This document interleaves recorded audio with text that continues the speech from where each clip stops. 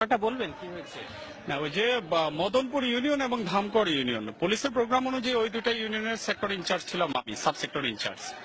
তো আমি মদনপুর ইউনিয়নের কেওডালা কেন্দ্রে যখন গিয়েছি যে ওখানকার পরিস্থিতি কি জানার জন্য প্রত্যেক কেন্দ্রে কেন্দ্রে ভিজিট করতেছি, তখন ওখানকার কেন্দ্রের পুলিশ ইনচার্জ, প্রিজাইডিং অফিসার এবং মোবাইল স্ট্রাইকিং ফোর্সের অফিসার আমাকে জানালো যে ওখানকার সালাম চেয়ারম্যান, মদনপুর ইউনিয়নের চেয়ারম্যান, উনি এসে বলছেন যে পুলিশের কেউ এখান থেকে মাথা নিয়ে যেতে পারবে না, পুলিশের কেউ মাথা নিয়ে যেতে পারবে না। আনসার পুলিশ, আইন শৃঙ্খলা বাহিনীর কেউ বেঁচে থাকবে না, একটাও এখান থেকে যেতে পারবে না আমাকে যদি এখানে কাজ করতে না আপনি দেওয়া হয়। তাকে অ্যারেস্ট করেননি? আমার কথা শুনেন প্লিজ।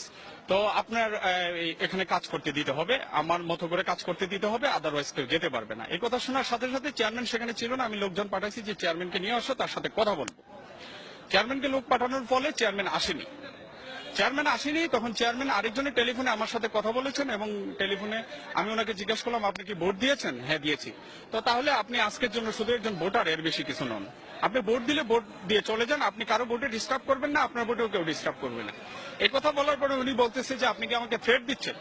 আমি বললাম, থ্রেট তো আমি দিচ্ছি না, থ্রেট আপনি দিলেন আমার লোকজনকে। আপনি বলছেন যে পুলিশের কেউ মাথা নিয়ে যেতে পারবেন না। বলছে আপনি কি, আপনার নাম কি, পরিচয় কি, আপনি থাকেন ওখানে, আমি আপনাকে দেখাচ্ছি। এই কথা বলার সাথে সাথে আমি আমার পুলিশ সুপারকে জানাই। পুলিশ সুপার আমাকে বললো যে তাকে অ্যারেস্ট করো, আমি ফোর্স পাঠাচ্ছি, দ্রুত তাকে অ্যারেস্টের আওতায় নিয়ে আসো। সাথে সাথে আমি র্যাব কল করলাম, বিজিবি কল করলাম, তারাও পৌঁছালো, আমার ফোর্সের সংখ্যাও বাড়লো এবং তাকে যখন অ্যারেস্টের প্রিপারেশন নিচ্ছি যে তার বাড়িতে রেড দিয়ে, আশেপাশে রেড দিয়ে তাকে অ্যারেস্ট করবো, সঙ্গে সঙ্গে শামীম ওসমান সাহেব আমাকে ফোন দিল যে আমি সংসদ সদস্য শামীম ওসমান বলছি। আমি বললাম যে কেমন আছেন? ওনাকে অ্যাকচুয়ালি আমি কোন এক প্রসঙ্গে আগের ভাই বলে সম্বোধন করি আর কি, স্যার বলি না। এনিয়ে তো উনি বললো যে তুমি আমার চেয়ারম্যানকে অ্যারেস্ট করার প্রিপারেশন নিচ্ছ কেন? আপনার চেয়ারম্যান কেন্দ্র দখল করতে আসলে আমি অ্যারেস্ট করতে নিব না, আর আপনার চেয়ারম্যান কিনা এটা তো দেখার বিষয় না। তো উনি আমাকে বলতেছে যে প্লিজ, আমি শামীম ওসমান বলছি, আমি কাউকে প্লিজ বলি না, আমি বলছি গিভ হিম দ্য ক্লিয়ারেন্স। তুমি কেন্দ্রটা ছেড়ে দাও, তুমি তোমার মতো করে চলে দাও, গিভ হিম দ্য ক্লিয়ারেন্স। সময় দ্রুত পড়ে যাচ্ছে, 4টার ভিতরে 70 থেকে 80% ভোট কাস্ট করতে হবে, তুমি কেন্দ্রটা ছেড়ে দাও এবং চলে যাও। আমি বলছি আমি পারবো না, আমি ইলেকশন কমিশনের আন্ডারে, এখন এটা আমি নৈতিকভাবে তো করতে পারি না, আর এখন আমার চাকরি ইলেকশন কমিশনের আন্ডারে, আমি এখানে নির্বাচনী দায়িত্ব পালন করতে আসছি, প্রজাতন্ত্রের চাকরি করতে আসছি। আমি আমার এরপরে উনি কি বললেন? আপনাকে সরি বলছেন? নো, সরি বলেননি, উনি সরি বলেননি। পরবর্তী সময় উনি আবার ফোন দিলেন, ফোন দিয়ে আমাকে ফোনে রেখে উনি প্রধানমন্ত্রী PS1 জনৈক মালিক সাহেবের সাথে কথা বললেন এবং বললেন যে আমি মালিক বলছি, তুমি প্রধানমন্ত্রীকে বলো আমি কি রাজনীতি করবো কি করবো না। আমাকে শোনাচ্ছে ফোনে। আমি বলছি আপনি কার সাথে কথা বলেন দেখার বিষয় না, আমি খুব ছোট অফিসার, আমি এখানে দায়িত্ব পালন করতে আসছি, আমার দায়িত্বটা আমাকে পালন করতে দিন। বলছে কুত্তার বাচ্চা, শোরের বাচ্চা, বাস্টার্ড, তুই কি পারবি কর, তোরা আমি দেখে নিব।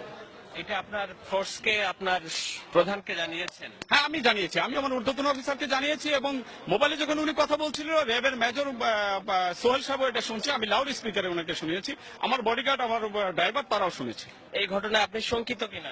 অবশ্যই আমি শঙ্কিত, এই ঘটনায় আমি অত্যন্ত শঙ্কিত। উনি আমাকে সরাসরি থ্রেট করেছে, হুমকি করেছে এবং উনি কেন্দ্রের ক্লিয়ারেন্স চাচ্ছে যে তুমি অ্যাক্সেস দিয়ে দাও, ক্লিয়ার করে দাও। সেটা তো আপনার অনুমতি নাই। আমি এটা করতে পারি না, অনুমতি থাকুক বা না থাকুক। আমি পুলিশ অফিসার হয়ে কি কেন্দ্র আরেকজনকে ভোট ছাপানোর জন্য দিয়ে দিতে পারি নাকি? এটা নিয়ে আপনার যে ফোর্স, সেটা ব্যবস্থা নেওয়ার আপনাকে আমি কন্ট্রোলকে জানিয়েছি, কন্ট্রোলে আমি এটা নোট দিয়েছি।